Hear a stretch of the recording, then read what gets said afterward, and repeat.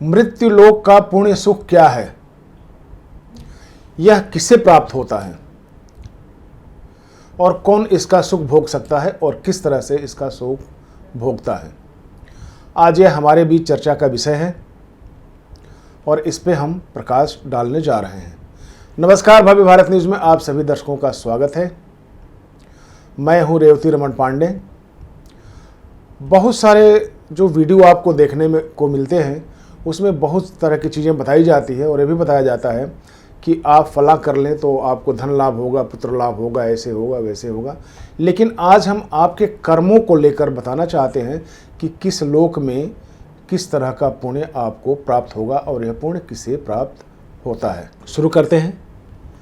जितने भी भोग भूमियाँ हैं उन सब में ब्रह्मलोक को श्रेष्ठ बताया गया है। पृथ्वी मंडल का राजा हो और उसका धन धान्य से संपन्न राज्य हो, स्त्री पुरुष परिवार आदि सभी उसके अनुकूल हों, उसकी युवा अवस्था हो तथा शरीर निरोग हो, यह मृत्युलोक का पूर्ण सुख माना जाता है।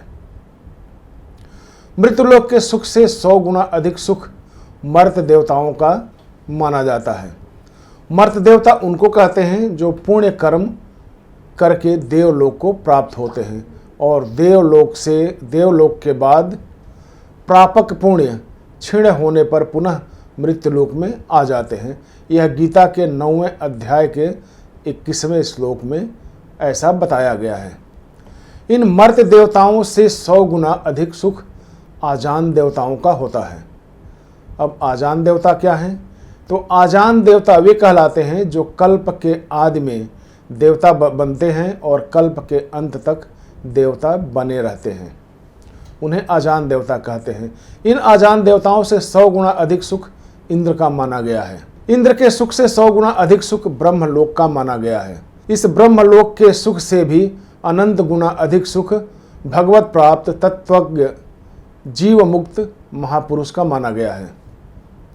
तात्पर्य यह है कि पृथ्वी मंडल से लेकर ब्रह्मलोक तक का सुख सीमित, परिवर्तनशील और अविनाशी है, परंतु भगवत प्राप्ति का सुख अनंत है, अपार है, अगाध है। यह सुख कभी नष्ट नहीं होता है। अनंत ब्रह्मा और अनंत ब्रह्मांड समाप्त हो जाएं तो भी यह परमात्मा प्राप्ति का सुख कभी नष्ट नहीं होता, सदा बना रहता है। पुनरावर्तीन का एक भाव यह भी है कि ये प्राणी साक्षात परमात्मा के अंश होने के कारण नित्य है। अतः ये जब तक नित्य तत्व परमात्मा को प्राप्त नहीं कर लेते तब तक कितने ही लोकों में जाने पर भी इनको वहाँ से लौटना ही पड़ता है। अतः ब्रह्मलोक आदि ऊंचे लोकों में जाने वाले भी पुनर्जन्म को प्राप्त होते हैं। यहाँ यह एक शंका होती है कि संतों, भक्तों, जीवन मुक्तों और कारक पुरुषों के दर्शन मात्र से जीव का कल्याण हो जाता है क्या? और ब्रह्मा जी स्वयं कारक पुरुष हैं तथा भगवान के भक्त भी हैं। ब्रह्मलोक में जाने वाले ब्रह्मा जी के दर्शन भी करते हैं, फिर उनकी मुक्ति क्यों नहीं होती? वे लौटकर क्यों आ जाते हैं?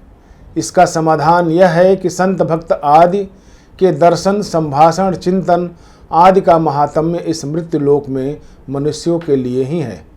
कारण कि यह मनुष्य शरीर केवल भगवत प्राप्ति के लिए ही मिला है। अतः मनुष्य को भगवत प्राप्ति का कोई भी और किंचित मात्र भी मुक्ति का उपाय मिल जाता है तो वे मुक्त हो जाते हैं।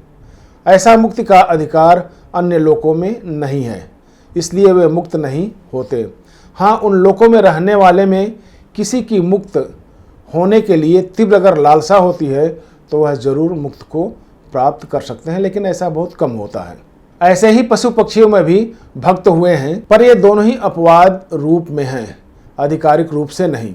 अगर वहाँ के लोग भी अधिकारी माने जाएं तो नरकों में जाने वाले सभी की मुक्ति हो जानी चाहिए, क्योंकि उन सभी प्राणियों को परम भागवत कारक पुरुष यमराज के दर्शन होते ही हैं। पर ऐसा शास्त्रों में न देखा गया है और न ही सुना जाता है। इससे सिद्ध होता है कि उन लोकों में रहने वाले प्राणियों का भक्त आदि के दर्शन से कल्याण नहीं होता। ब्रह्मलोक में जाने वाले भी पीछे लौटकर आते हैं। कारण यहाँ जीव साक्षात परमात्मा का अंश है। ममई वांसः, और जहाँ जाने के बाद फिर लौटकर नहीं आना पड़ता, वह परमात्मा का धाम है। यद गत्वा न निवर्तन्ते तद धाम परमम मम। जैसे कोई अपने घर पर जाता है, ऐसे ही परमात्मा का अंश होने से इस जीव को वहीं यानी कि परम धाम में जाना चाहिए। फिर भी यह जीव मरने के बाद लौटकर क्यों आता है, यह आज भी चर्चा का विषय है और तरह तरह के इस पे हमारे विद्वान वक्तव्य देते रहते हैं, बताने की कोशिश करते रहते हैं। आज के एपिसोड में इतना ही। अगले एपिसोड में फिर मिलेंगे। तब तक के लिए नमस्कार।